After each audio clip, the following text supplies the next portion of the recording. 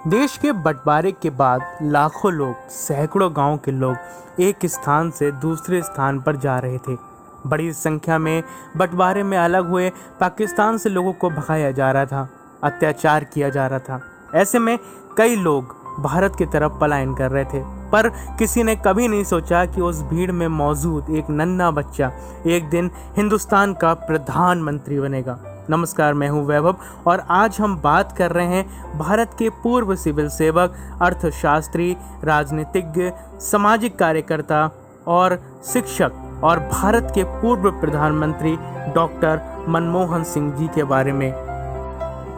दोस्तों, डॉक्टर सिंह एक ईमानदार और कर्तव्यनिष्ठ व्यक्ति हैं। उनकी छवि एक सुशील और ईमानदार व्यक्ति के रूप में विख्यात है और यही कारण है कि पक्ष हो चाहे विपक्ष हो, सभी उनका नाम बड़े ही सम्मान से लेते हैं। चाहे विपक्ष की पार्टी हो, वो भी उनका नाम बड़े ही सम्मान से लेती है और उनका आदर करती है।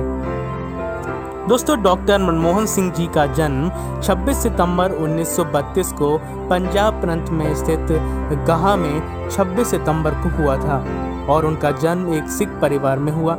उनकी माता का नाम अमृत कौर और पिता का नाम गुरमुख सिंह है। जब मनमोहन सिंह जी बहुत छोटे थे तभी उनके माता का निधन हो गया। ऐसे में पालन पोषण दादी जी ने ही किया।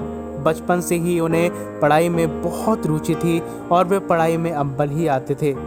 परिवार की आर्थिक स्थिति अच्छी ना होने के कारण पढ़ाई में कई दिक्कतें आईं, लेकिन मुश्किलों से उन्होंने हार नहीं मानी और अपनी पढ़ाई को जारी रखा। पढ़ाई में अच्छी होने के कारण उन्हें कई बार स्कॉलरशिप मिली और उन्होंने अपनी पढ़ाई को जारी रखा। दोस्तों, हिंदू कॉलेज में पढ़ाई करने के बाद उन्होंने पंजाब यूनिवर्सिटी से ग्रेजुएशन किया। बाद में वे कैम्ब्रिज विश्वविद्यालय गए, जहां उन्हें अर्थशास्त्र में डिग्री हासिल की। बाद में उन्होंने दिल्ली स्कूल ऑफ इकोनॉमिक्स और पंजाब यूनिवर्सिटी में प्रोफेसर के रूप में भी काम किया। 1987 से 1990 के बीच उन्हें जिनेवा में secretary general of south commission के पद के लिए नियुक्त किया गया। उसके बाद 1971 में भारत सरकार द्वारा मनमोहन सिंह जी को आर्थिक सलाहकार वाणिज्य मंत्रालय के लिए नियुक्त किया गया। वे 1982 में भारतीय रिजर्व बैंक के गवर्नर भी बने। 1991 में वे भारत के वित्त मंत्री बने। 1991 में उन्होंने राजनीति में कदम रखा। उस समय देश की अर्थव्यवस्था सुधारने के लिए उन्होंने कई देशों के दौरे किए और साथ ही में कई बड़े बदलाव भी किए। ऐसे में अगर अब बिजनेस में कोई बदलाव करना होगा तो अब सरकार से अनुमति लेनी होगी। ऐसे कई प्रस्ताव थे जो उन्होंने पास किए और इसका फायदा देश को हुआ और देश को आर्थिक फायदा हुआ। दोस्तों, एक अच्छे अर्थशास्त्री होने के कारण देश की अर्थव्यवस्था पर उन्होंने पूरा ध्यान दिया और उस मंत्रालय का काम अपने देख रेख में ही रखा। 2007 में आप सभी को पता है कि भारत की जीडीपी यानी कि ग्रॉस डोमेस्टिक प्रोडक्ट हाईएस्ट जो कि 9% तक बढ़ गई थी, जिसके बाद भारत दुनिया का दूसरे नंबर का अर्थव्यवस्था का ग्रोथ करने वाला देश बन गया था। इसके अलावा दोस्तों कई और डॉक्टर मनमोहन सिंह जी के कार्य हैं, वो भी उन्होंने किए जो देश को फायदा मिला, वो आप इंटरनेट पर देख सकते हैं। दोस्तों, अपनी सादगी और अंतर्मुखी स्वभाव के लिए जाने वाले डॉक्टर सिंह बेहद ही बुद्धिमान व्यक्ति हैं और शिक्षा के प्रति रुझान ने उन्हें प्रधानमंत्री तक पहुंचा दिया, किंतु वे खुद को एक आम इंसान ही मानते हैं। उनके द्वारा किए गए उत्कृष्ट कार्यों के लिए उन्हें 1987 में पद्म विभूषण सम्मान प्रदान किया गया।